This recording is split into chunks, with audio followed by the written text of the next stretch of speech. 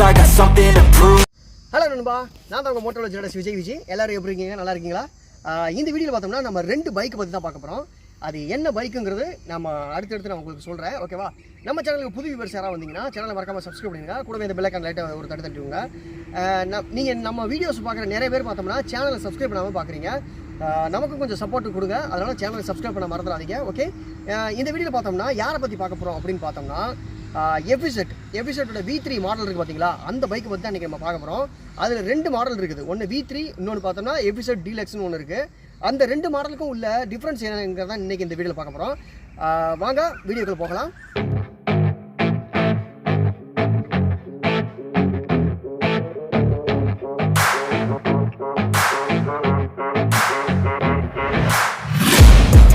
Taking shots at the enemy, I'm gonna make it to the top, leave a legacy. If I got something to say, you better let me speak. Turn it up a new degree, bitch, you ain't seen anything. I pop off with the new rock, electronic, blow the sonic roof up. I'm too honest when I take a few shots. They're too toxic, need to take a new song. And you cannot save me, 'cause I don't need saving. It's everything I've been. இப்போ பார்த்தோம்னா அந்த ரெண்டு bike பார்க்கலாம்னு சொன்னது பார்த்தீங்களா, அதில் ஒரு bike என்னன்னு பார்த்தோம்னா 2020 மாடலான Fzsv3 V3. ஓகேங்களா? இந்த பைக் பார்த்தோம்னா 2022 மாடல் Fzsv3 deluxe. இந்த மாடல் தான். இந்த ரெண்டு பைக்குக்கும் உள்ள ஒரு டிஃப்ரெண்ட்டை மட்டும் தான் இன்றைக்கி நம்ம சொல்ல போகிறோம். அது என்ன டிஃப்ரெண்ட் பார்த்தோம்னா, இந்த பைக்கில் எல்லா ஸ்பெசிஃபிகேஷனுமே எல்லா ஃபியூச்சர்ஸுமே ஒரே மாதிரி தான் இருக்கும். ரொம்ப பெரிய டிஃப்ரென்ஸ்லாம் இருக்காது. ஹெட்லாம்பு, அதுக்கப்புறம் சீட்டு, இந்த ஃபுல் பைக்கோடைய பாடி செட்டப் எல்லாமே ஒரே மாதிரி தான் இருக்கும். ஆனால் சின்ன சின்ன டிஃப்ரென்ஸ் மட்டும் தான் இருக்கும். அது என்னங்கிறது இப்போ நான் உங்களுக்கு க்ளோஸ் அப்பில் நான் உங்களுக்கு சொல்கிறேன். ஓகேவா? இப்போ பார்த்தோம்னா இது Fzsv3 2020 மாடலு. இதில் பார்த்தோம்னா இண்டிகேட்டர் பார்த்தோம்னா இதில் வந்து ஹாலஜன்லாம் கொடுத்துருப்பாங்க. ஆனால் இதில் பார்த்தோம்னா இண்டிகேட்டர் எல்இடியில் இருக்கும். அதுக்கப்புறம் பார்த்தோம்னா இதோட எக்ஸாஸ்ட் நோட்ஸ் இருக்குது பார்த்தீங்களா, இந்த ரெண்டு பைக்குக்கும் உள்ள எக்ஸாஸ்ட் நோட்ஸ் வந்து வேறு மாதிரி இருக்கும். அது வீடியோட கடைசியில் இந்த ரெண்டு பைக்கோட எக்ஸாஸ்ட் நோட்ஸையும் நான் கடைசியில் சொல்கிறேன். ஓகேங்களா? அதுக்கப்புறம் பார்த்தோம்னா நம்ம டீலக்ஸ், இந்த மாடல் வந்து டீலக்ஸு. இந்த டீலக்ஸ் மாடலில் பார்த்தோம்னா பேக் சைடில் டெயில் லேம்ப் பார்த்தோம்னா எல்இடியில் வரும். ஆனால் நம்ம பழைய மாடல் V3யில் பார்த்தோம்னா ரொம்ப காலமாக நம்மளுக்கு வந்து ஸ்பெசிஃபிகேஷனாகவே எப்பவும் கொடுத்துக்கிட்டு இருக்கா அதே ஹாலஜன் டெயில் லேம்ப் தான் கொடுத்துருப்பாங்க. இது வந்து ரொம்ப பழைய மாடல், அதாவது 2020 மாடல். இதில் வந்து எப்பவும் ஆதி காலத்துலேருந்தே, அதாவது 2009 Fzsv3 லான்ச் பண்ண டேட்லேருந்தே இன்னி வரைக்கும் இந்த ஹாலஜன் பல்ப் தான் கொடுக்குறாங்க. இப்போ வந்து இந்த டீலக்ஸ் மாடலில் பார்த்தோம்னா இந்த எல்இடி லைட்டு கொடுக்குறாங்க. எனக்கு இந்த எல்இடி லைட்டோட செட்டப் ரொம்ப பிடிச்சிருக்கு. MT-15ல் இருக்கிற மாதிரியே இந்த எல்இடி லேம்ப் வந்து பார்க்குறதுக்கு ரொம்ப அழகாக இருக்குது. தூரமாக இருந்து பார்க்குறவங்களுக்கும் விசிபிள் நல்லாவும் கிடைக்குது இந்த டீலக்ஸ் மாடலில். எனக்கு இந்த Fzsv3 இந்த டீலக்ஸ் மாடலில் ரொம்ப பிடிச்சது பார்த்தோம்னா இந்த எல்இடி இண்டிகேட்டர் கொடுத்துருக்காங்க. அதுவும் இல்லாமல் எல்இடி டெயில் லேம்ப் கொடுத்துருக்காங்க. எனக்கு இது ரொம்ப பிடிக்கும். இந்த விஷயம் இந்த பைக்கில் எனக்கு டீலக்ஸில் ரொம்ப பிடிக்கும். இப்போ பார்த்தோம்னா இந்த பைக்கோடைய டயர் சைஸ் பார்த்தோம்னா பேக்கில் பார்த்தோம்னா 140/60 R17. ஆர்னா ரேடியல்னு அர்த்தம். அதுதான் அந்த ஆறுங்கிறது பிடிக்கும். ஓகேவா? இது வந்து பேக்கில் வந்து டயர் பார்த்தோம்னா ரெண்டு பைக்குக்குமே சேம் தான். Fzsv3 பொறுத்தவரை எல்லா பைக்குக்குமே வந்து டயர் வந்து சேமாக தான் கொடுப்பாங்க. ஃப்ரண்ட்டில் பார்த்தோம்னா 100/18, அதுதான் 17. அது வந்து அந்த சைஸ் தான் ரெண்டு பைக்குக்குமே. அதில் எல்லாமே சேம் தான். அதுக்கப்புறம் இந்த பின்னாடி நம்ம பில்லியன் உட்கார்றதுக்கு கேரியல் இருக்குது பார்த்தீங்களா, இதுவும் ரெண்டு பைக்குமே சேம் தான். பெரிய பீச்சு மாற்றம்லாம் ஒன்றும் கிடையாது. இப்போ சீட்டு பார்த்தோம்னா சீட்டு வந்து ரெண்டு பைக்குக்குமே ஒரே மாதிரி தான். அதாவது குஷனிங் வந்து இப்போ இவங்க எக்ஸ்ட்ரா குஷனிங் வந்து ஆட் பண்ணியிருக்காங்க உள்ளுக்குள்ள ஸ்பாஞ்ச் மெத்தடில். ஆனால் நம்ம ஆட் பண்ணல. நம்ம வந்து அதிகமாக ரைட் பண்ணுறோம், ஆனால் நம்ம இன்ன வரைக்குமே அதை ஆட் பண்ணலை. அது கூடி சீக்கிரம் அதுவும் ஆட் பண்ணணும். ஓகேவா? பெட்ரோல் டேங்க் கெப்பாசிட்டி எவ்வளோன்னு பார்த்தோம்னா 13 லிட்டரு. ஓகேங்களா? 13 லிட்டர் நீங்கள் ஒன்ஸ் நீங்கள் வந்து டேங்க் ஃபுல் பண்ணிங்கன்னா எப்படி பார்த்தாலும் ஒரு 600 கிலோமீட்டர் சம்திங்காவது உங்களுக்கு போகும் ஆவரேஜாக. இது வந்து என்னுடைய பைக்கில் வந்து நான் கிளைம் பண்ணியிருக்கேன் மைலேஜ்.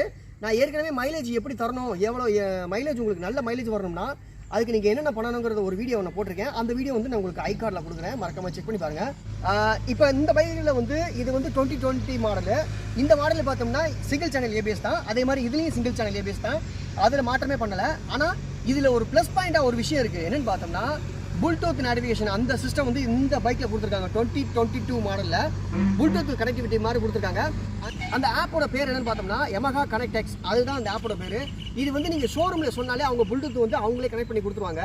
இந்த bultooth செட்டிங் எதுக்காக பார்த்தோம்னா, இப்போ நம்ம பைக்கில் வந்து bultooth கனெக்டிவிட்டி கிடையாது. ஆனால் இந்த பைக்கில் bultooth கனெக்டிவிட்டியில் ஒரு ப்ளஸ் பாயிண்ட், ஒரு ப்ளஸ்ஸான விஷயம் என்னன்னு பார்த்தோம்னா இதில் வந்து பேட்டன் போட்டு லாக் பண்ணிக்கலாம். நம்ம எப்படி மொபைலெலாம் பார்த்தோம்னா பேட்டன் போட்டு நம்ம மொபைலை ஆன் பண்ணுவோம்ல, அதே மாதிரி தான் இந்த மெத்தட்லையும் இந்த பைக்கில் வந்து இந்த மாதிரி பேட்டன் போட்டு நம்ம வச்சுக்கலாம். அதுக்கப்புறம் பார்த்தோம்னா ஒரு க்ரௌடான ஏரியாவில் நீங்கள் இருக்கீங்கன்னு வச்சுங்களேன், உங்கள் பைக்கை வந்து கண்டுபிடிக்கிறது ரொம்ப சிரமமாக இருக்கும். அந்த மாதிரி நேரத்தில் இந்த பைக்கை வந்து நீங்கள் புல்டூத் அந்த ஆப்புக்குள்ளே போயிட்டு லொக்கேட் மை பைக் அப்படின்னு சொல்லிட்டு அந்த சிஸ்டம் இது இருக்கும். அதை நீங்கள் கொடுத்தீங்கன்னா பைக்கு வந்து நீங்கள் எங்கே இருக்குதுங்கிறத உங்களுக்கு அலாட் பண்ணி காமிச்சு கொடுத்துரும். அந்த மாதிரி சிஸ்டம் இதில் கொடுத்துருக்காங்க.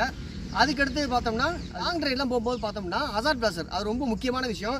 இதில் வந்து இந்த புல்டூத்தோட இது சேர்ந்தாப்பில் வரதுனால நம்ம எக்ஸ்ட்ராவாக 1400 1500 2000 இந்த மாதிரி சம்திங்கில் வந்து ஹசார்ட் பிளாசர் வந்து வாங்கி வைக்கணும் அவசியம் கிடையாது. இதில் வந்து டிஃபால்ட்டாகவே இதில் இருக்கிறதுனால பிரச்சனை கிடையாது. ஓகேவா? அதுக்கடுத்து பார்த்தோன்னா இந்த பைக்கோட எக்ஸாஸ்ட் நோட்டு வந்து பார்க்கலாம். ஃபஸ்ட்டு வந்து இந்த சைலண்ட்டை பார்க்கலாம். இது வந்து சைலண்ட்டு, இது வைலண்ட்டு. ஓகேவா? சைலண்ட்டு வைலண்ட்டு இவ்வளோதான் வித்தியாசம். இந்த பைக்கோட எக்ஸாஸ்ட் நோட்டை நீங்கள் வந்து கேளுங்க.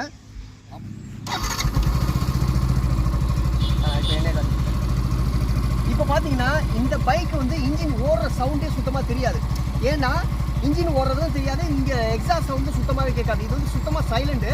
ஏன்னா இதுக்கு கீழே பார்த்தோம்னா இங்கே வாங்க, இந்த கீழே பார்த்தோம்னா ஒரு பெரிய பாக்ஸ் மாதிரி ஒரு செட்டப் இருக்கும்.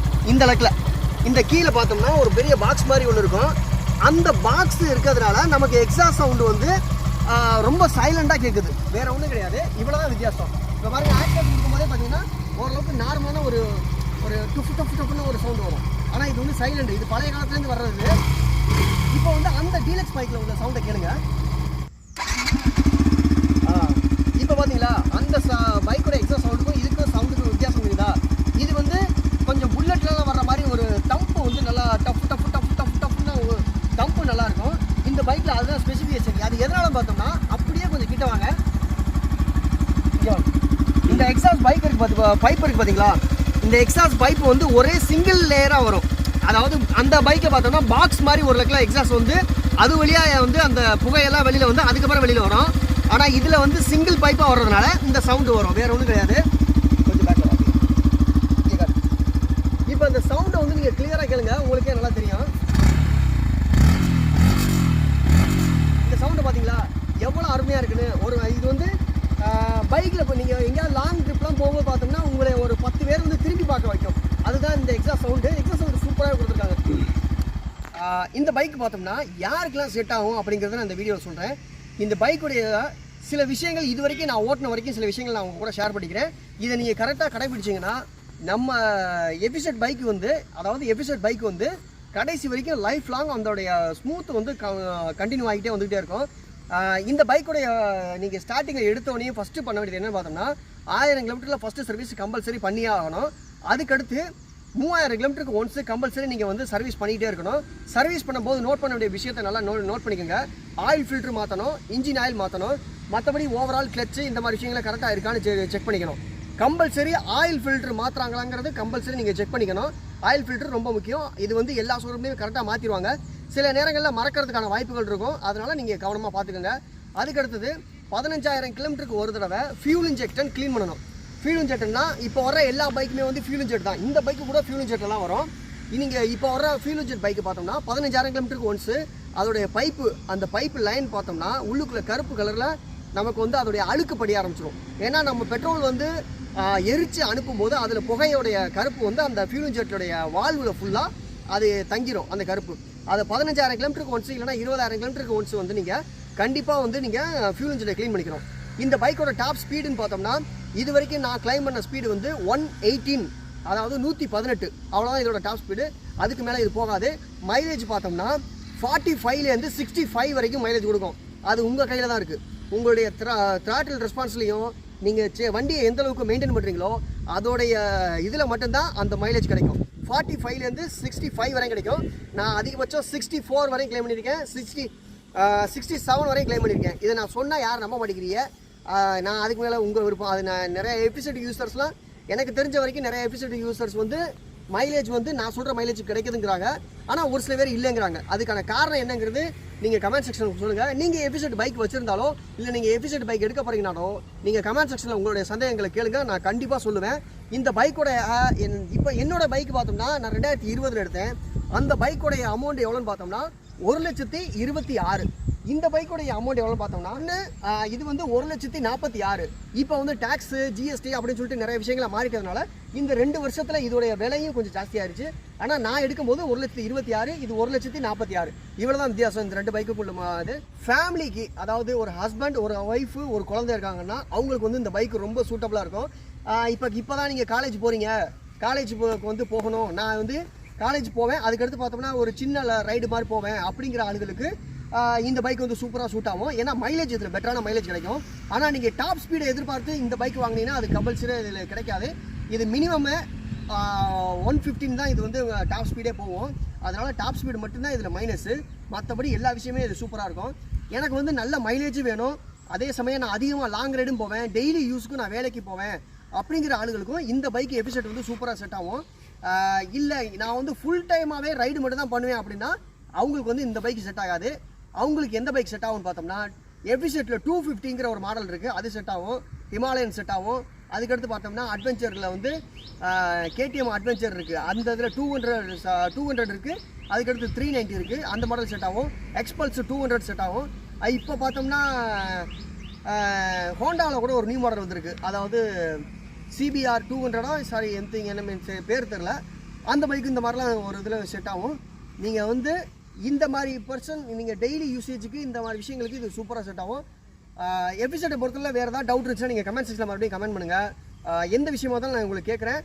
தீபாவளிக்கு முன்னாடி ஒரு R15 பைக்கோட டெலிவரி வீடியோ வரும். மறக்காம சேனலை சப்ஸ்கிரைப் பண்ணி வச்சுக்கோங்க. R15 சம்மந்தமாகவும் நீங்கள் எந்த வீடியோ எந்த டவுட்டாக இருந்தாலும் நீங்கள் கேளுங்க, நான் கண்டிப்பாக சொல்லுவேன். ஓகேங்களா? மீண்டும் அடுத்த வீடியோவில் சந்திக்கிறேன். நான் உங்கள் மோட்டோ விஜய். அடுத்த வாரம் வந்து ஒரு ரைடு ஒன்று போகிறோம். அந்த ரைடுக்கு வந்து ஒரு குரூப் ரைடு மாதிரி ஆர்கனைஸ் பண்ணிகிட்டு இருக்கேன். அது நல்லபடியாக அந்த குரூப் ரைடு ஆர்கனைஸ் பண்ணி முடிஞ்சிருச்சுன்னா அதுக்கடுத்து நெக்ஸ்ட்டு ஒரு குரூப் ரைடு, ஒரு பெரிய ரைடாக பிளான் பண்ணிகிட்டு இருக்கேன். கூடிய சீக்கிரம் அதுவும் நிறைவேறும்னு நினைக்கிறேன். பார்ப்போம். மீண்டும் அடுத்த வீடியோவில் சந்திக்கிறேன். நான் உங்கள் Moto Vijay. Tata, bye, see you.